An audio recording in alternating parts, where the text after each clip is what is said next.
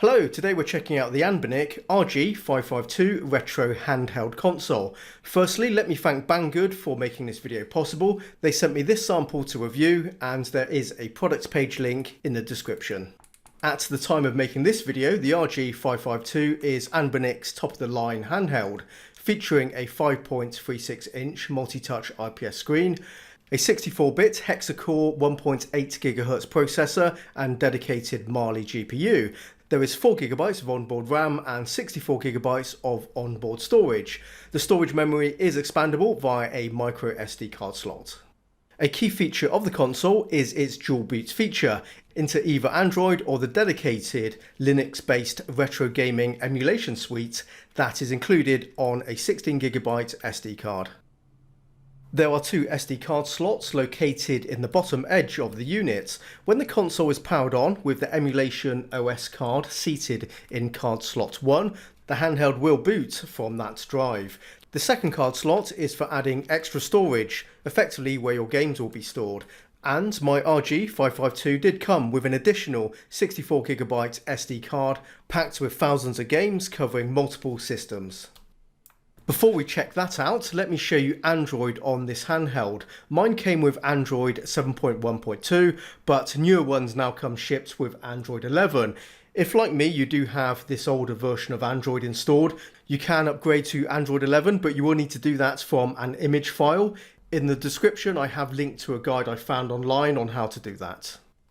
Potentially some apps from the Google Play Store will require a more up-to-date version of Android, and indeed you can download, install and run Android apps like any Android-based tablet device. Don't be afraid.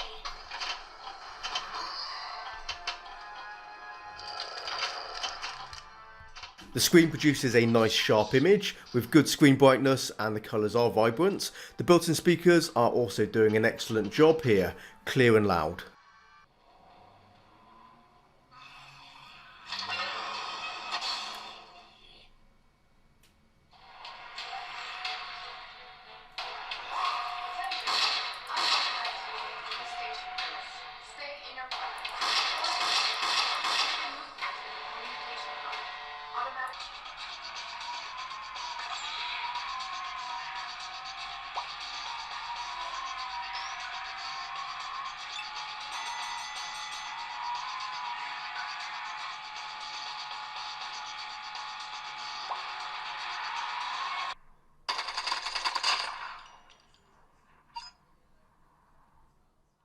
Not every game will support the physical controls, sadly. Both Mini Motor Racing and Call of Duty Mobile only accept touchscreen inputs.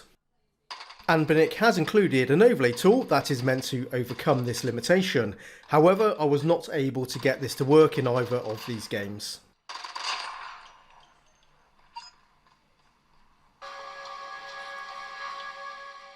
Steam Link PC game streaming is another available option. The RG552 supports 2.5 GHz Wi-Fi. The Steam Link test reported the streaming bandwidth up to 30 megabits per second.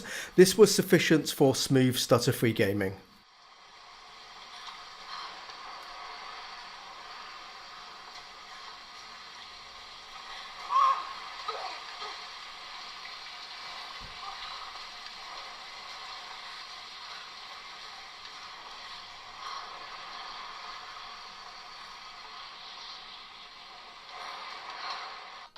Let's move on and boot the Batasero Linux emulation distribution from the SD card, although you can also run emulators from Android, and my device did come pre-installed with a bunch of emulators with Android.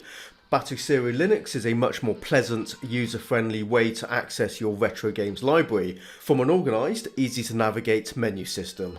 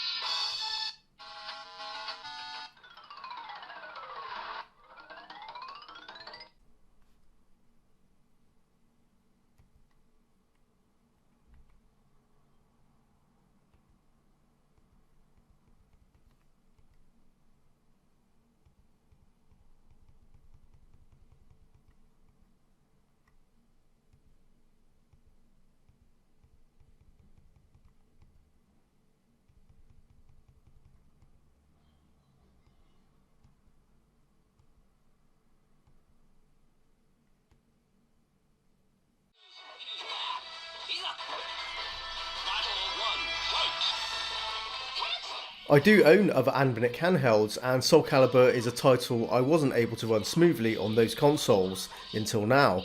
This is a good start.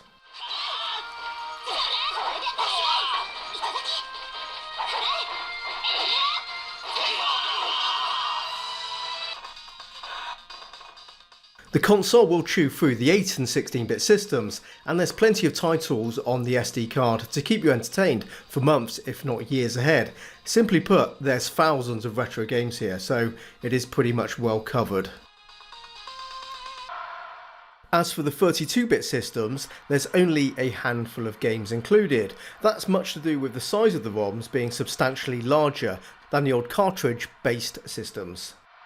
You can of course add your own ROMs, and it's worth mentioning, although I had no issues running the included PSP and PS1 games, that's not to say every title out there will run just as well. That should only affect a small number of games out there, so it is worth adding your own titles to the library if your favourite games are not included, if they're not present in this collection.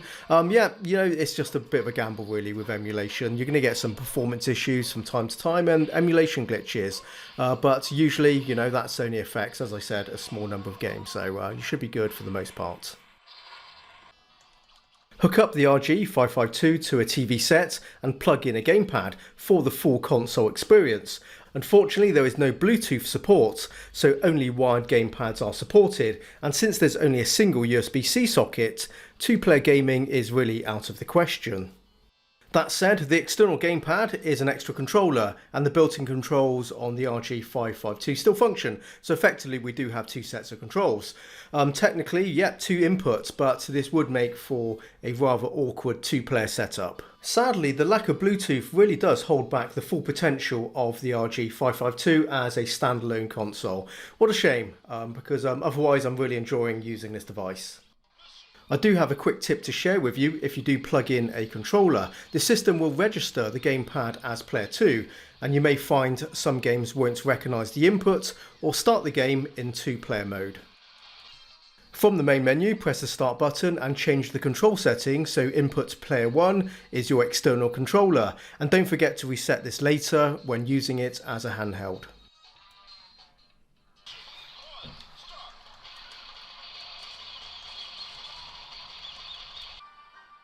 Battery life is good to 4 to 5 hours of gameplay. That's not exceptionally long for a modern day handheld. That will depend on how hard you're pushing the CPU, so that is dependent on the emulation and the games you're playing. On a positive, it does support fast charging, so downtime is minimised. And there's nothing stopping you using the device while it's charging. So a couple of things there do hold back the RG552 from being perfect. The lack of Bluetooth being the biggest one for me, but there's still plenty to like here. The overall performance, good speakers, responsive controls, and the fantastic image from that screen. I really do love that big screen. And as for the build quality, well, that's top notch too. I own a few other ANBERNIC devices, and across the board they are always excellent. So yep, another tick there. This is how the size compares to the RG351P. Certainly the smaller handheld is more pocket friendly, and yes, it is also less powerful but still very capable. But if we look past that, I do prefer the size of the RG552. Being chunkier, I find it more comfortable to hold over longer sessions, and the larger screen makes gaming easier on my eyes and somewhat easier to play games on a larger screen. Overall, I'm really enjoying the ANBERNIC RG552. Right now, it's my favourite go-to retro handheld, so I'm a happy owner. It's good stuff, it really is. And I think we can wrap up this review now. Thank you very much for watching, and I'll see you in the next one. Take care, and bye-bye for now.